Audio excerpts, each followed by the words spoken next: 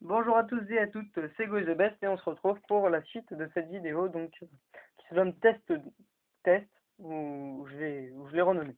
En tout cas, aujourd'hui on a fait je vous ai appris à faire la couronne, le premier étage, le second étage, dans les premières vidéos de la façon à tenir vers le haut et de la façon à tenir vers le bas.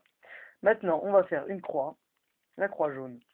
Comment faire cette croix? Alors là, on a trois exemples, trois cas possibles. Le cas où on a un L inversé, comme ça, où il y en a une là et une là. Donc on s'en fout des coins pour le moment, on regarde juste les arêtes. Et dans ce cas-là, il faut appliquer la formule que je vais vous montrer. Donc, si la formule c'est F, U, R, R, oui, U inversé, R inversé et F inversé. Et là, on voit qu'on a notre croix. Donc ça, c'est bon. Maintenant, je vais vous montrer d'autres cas de figure. Le cas de figure où on a un point. Donc quand on a un point, il va falloir faire la formule 3 fois. Mais attention, il va falloir qu'on fasse un mouvement Y prime, enfin inversé. C'est-à-dire comme ça. On va faire une fois la formule pour avoir une ligne. Donc on fait la formule F, U, R, U inversé, R inversé et F inversé. On a une ligne. On fait le mouvement Y inversé comme je vous l'avais dit. Et là, on va effectuer 2 fois la formule. Alors, pour aller plus vite, au lieu de faire... excusez-moi, il y a quelqu'un qui m'a appelé dans la rue. Au lieu de faire...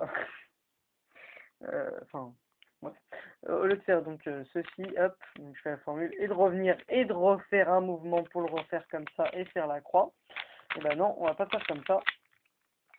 Qu'est-ce que je fais? Voilà, non, non, non plus. Voilà, non.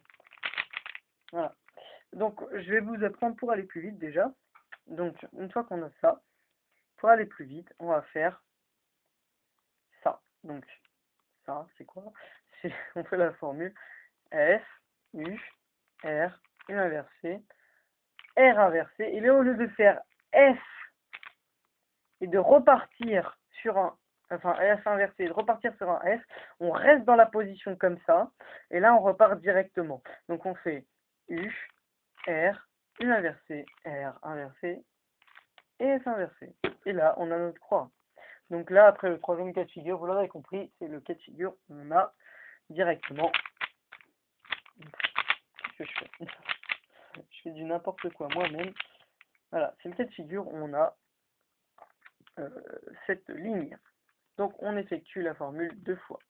Donc quand on a ça, donc on fait F, U, R, U inversé, R inversé. Et là, au lieu de faire comme le mouvement que je vous avais dit de faire F inversé et après refaire F pour recommencer la formule, donc on passe directement à faire U, R, U inversé, R inversé et F inversé.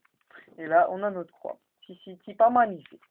Alors là, on a un cas de figure un peu particulier. On a, alors attendez, les 4 arêtes qui sont bien placées.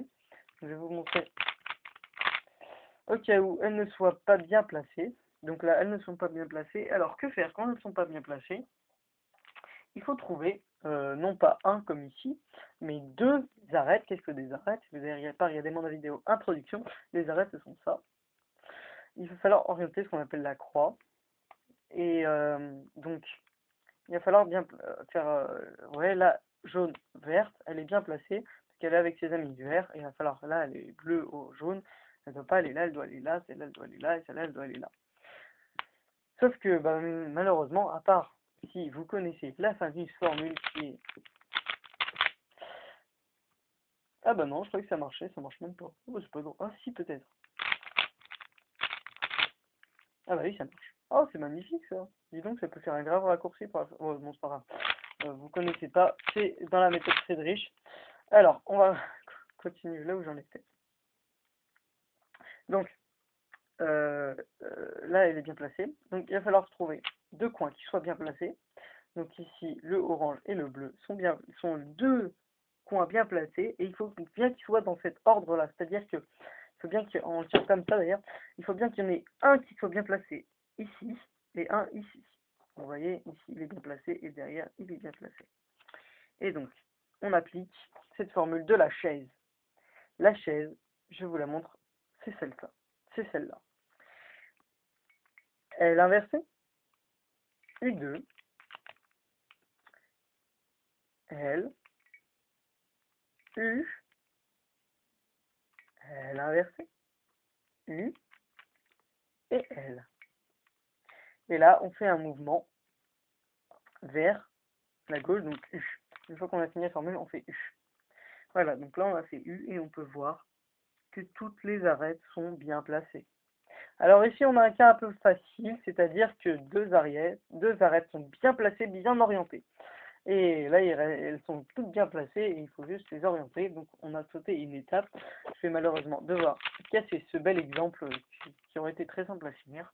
Là, vous auriez fini le cube en quelques secondes. Donc, il va falloir trouver une pièce bien orientée. Donc, une pièce bien placée, pardon. Une pièce bien placée, c'est celle-là, parce que pourquoi? Elle est orange avec ses amis orange, bleu avec ses amis bleus et jaune avec ses amis jaunes. Elle est bien placée, mais elle devrait être comme ceci pour être finie. Sauf que là, elle est comme cela. Et donc, c'est pas bon. Et il va falloir faire une formule. Déjà, il va falloir toutes les bien les placer, parce que celle-là, on voit qu'elle n'est pas bien placée. Celle-là, elle n'est pas bien placée. Et celle-là, elle n'est pas. Donc, on prend celle qui est bien placée devant nous, à gauche. Donc, elle est là. Vous voyez, elle est là. Donc, on la prend devant nous et on effectue ce qu'on appelle la formule des amis. Donc, on effectue la formule. U inversé, L inversé, U, R, U inversé, L, U et R inversé. Et là, on voit que bien évidemment ce serait trop simple que tous les coins ne sont pas bien placés. Et bien évidemment, il faut recommencer la formule, celui-là n'a pas bougé, puisque c'est le principe. Il ne faut pas effectuer un comme ça, il faut vraiment faire le mouvement U inversé, parce que ça permet de conserver, regardez. Là, je vais vous refaire la formule et vous allez regarder ce coin. Vous allez voir qu'il n'est pas touché, parce qu'à chaque fois, il est bougé. Donc U inversé, donc il se trouve là, L inversé, U, donc il se retrouve là, donc il n'est pas bougé, hein, il n'est pas affecté par les mouvements, il n'a pas bougé de place. R, U inversé, il se retrouve là, il n'a pas bougé. L, il est là, il n'a pas bougé. R inversé, U, pardon, et là on fait R inversé. Et là, on voit que il y en a deux, on se retrouve dans le cas de tout à l'heure, où deux sont bien placés, bien orientés. Maintenant, maintenant qu'elles sont toutes bien placées, il va falloir toutes les orienter. Comment les orienter? En faisant la méthode, vous l'aurez compris, pour orienter un coin, qu'est-ce qu'on fait? L'ascenseur. Alors, l'ascenseur.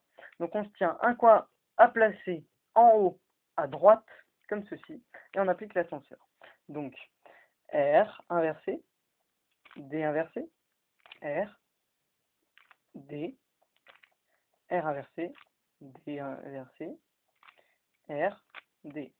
Alors là, vous allez me dire, merde, putain, j'ai tout cassé, tu as fait tout ça et ça sert à rien. Eh ben non, parce que ça va se conserver. Alors, oui, un petit truc que souvent on oublie, quand on a fini le R là, et que, enfin, l'ascenseur, et que là, ce coin il est bien placé, il y en a qui restent comme ça et puis qui refont l'ascenseur, bah non. Parce que pourquoi? Parce que ici, vous avez oublié de ramener, il faut toujours ramener ici, pour voir si vous avez bien ramené, bah tout simplement, celui qui est en face de vous et celui à gauche sont bien mis. Ensuite, on va pas tourner comme ça et aller chercher un non, surtout pas. On reste sur cette optique-là et on amène le coin à placer qui se trouve être là avec un mouvement U en face de nous à droite. Et on refait la formule de la chaise, de l'ascenseur. Et là, vous faites ce mouvement pour remettre et vous avez fini le cube. Bye bye, ça va être une trop longue vidéo. Je sais pas si je vais réussir à l'uploader. Allez, bye. Salut tout le monde, vous avez réussi le cube. À la prochaine.